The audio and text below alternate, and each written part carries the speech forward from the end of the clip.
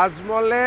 যিটো কৈছে সেইটোতো ময়ো কৈ আছোঁ যে যদি অসমীয়া মানুহ সাৰ নাপায় মিয়া 10 বছৰৰ ভিতৰতে দিছপুৰত আহি যাব আৰু তেওঁলোকৰ মনত যিটো আছে সেইটো আজমলে মুখেদি কৈছে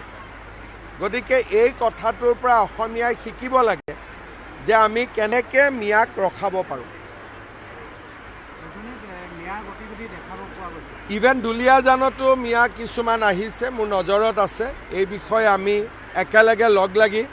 মিয়াবিলাকক য'ৰ পৰা আহিছে তাতে পঠাব লাগিব 756 জন মানুহে টিকট খুজিছে 600 জনে মিয়া এনেকুৱা ৰেকৰ্ড ময়ো কংগ্ৰেছত আছিলোঁ কেতিয়াও আগত এনেকুৱা হোৱা নাছিল 600 মিয়া কেণ্ডিডেট অকল তাৰ মানে আপোনালোকে চিন্তা কৰক যদি কংগ্ৰেছৰ চৰকাৰ হয়